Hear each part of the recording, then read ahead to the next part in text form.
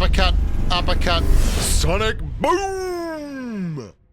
G'day grubs, today I am going to show you how to win more games. I'm going to talk you through how to actually think your way through PUBG Mobile and be better at the game to win rather than just running with a whole squad of sweaty Conqueror kids and just feasting on the plebs. Little secret, I've never made Conqueror in this game. A big part of that is because of this. I will solo squad all the time. Like I find it so much more enjoyable to overcome the odds than be the guy that is the heavy favorite. Like, I am not the bookie's friend. I want to win at 100-1 instead of getting on the horse that's going to win at 2-1 odds. Like, it's not good. So today I'm going to showcase, this is a really tough final circle. I am outside here. I put this up so that I would be able to watch the back end of the map and see if anyone is actually coming in. Lo and behold, there is someone coming in.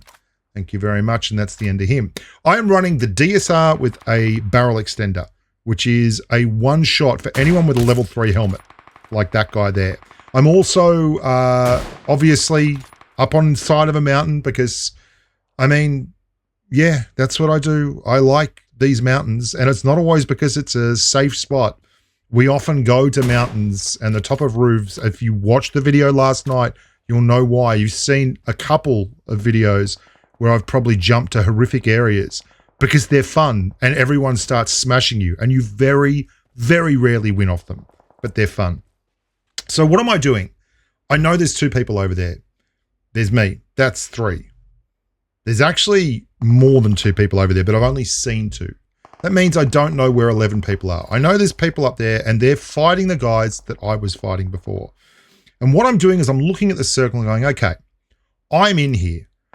It is very unlikely on Rondo that I'm going to squad wipe someone on my own this late in the game without getting third-partied. And they can third-party the other squad to their heart's content and still I'll lose because it's 1v4 to start. And then if anyone shoots at me from the other side, I'm going to get screwed. So I've got to hold and I've got to be patient.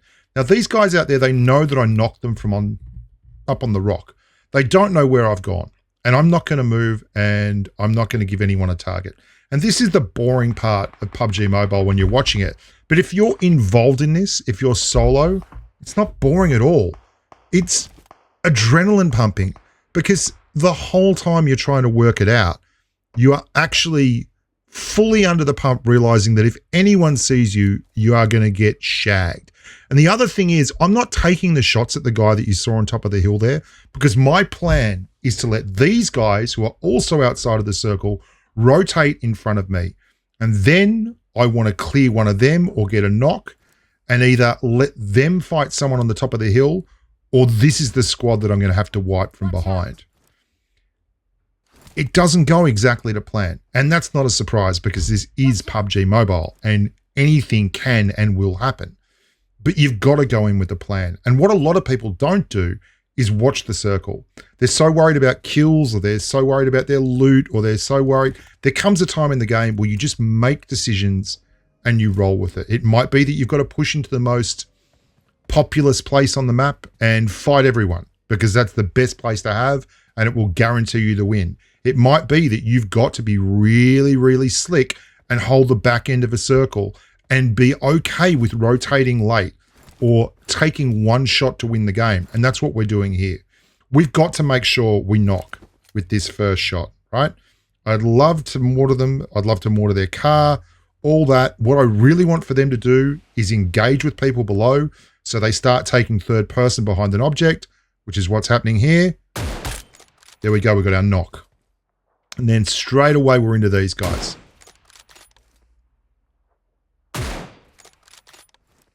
Now, this is not perfect play by them, but they're not in a good space.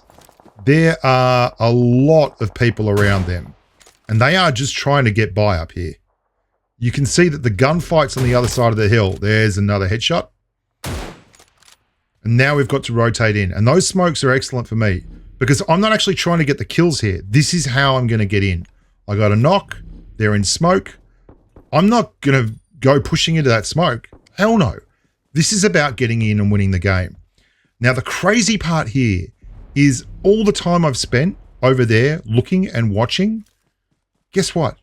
There's a guy on my left at the rock who's been doing exactly the same thing, and I never saw him. That's him right there.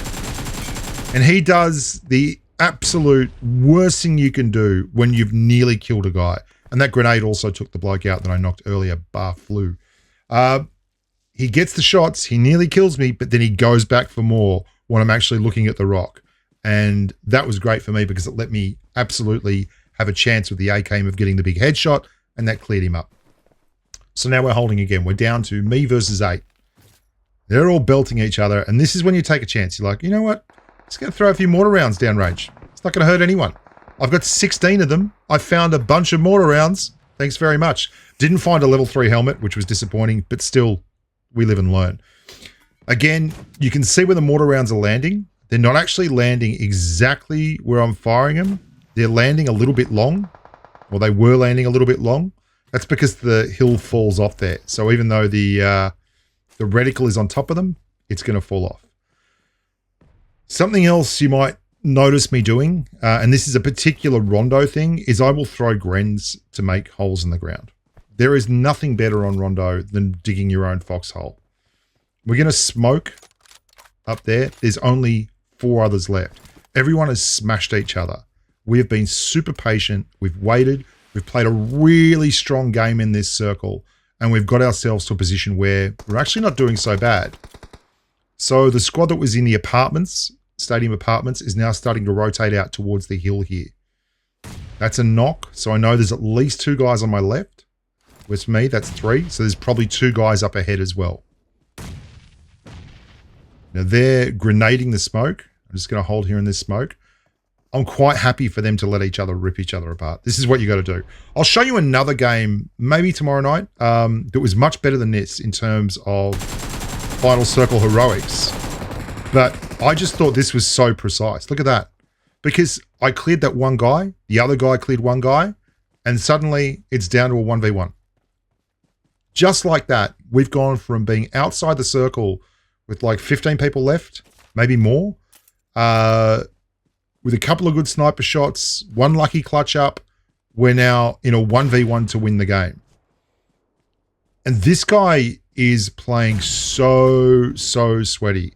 But I got a mortar and a whole bunch of rounds, and I'll be able to switch out and hear him just that quickly before he actually gets to move towards me. Now, there's only one place I think he can be. It's behind that tree on the other side of the circle. I'm going to throw that's a fakie. That's a fake smoke, obviously. I don't think he's going to fall for it, but I'm hoping that he exposes himself and just starts shooting the smoke or makes a move to put himself in a position to third party that smoke, but he doesn't. Still, these are all ways to just lower the odds. I'll throw another one.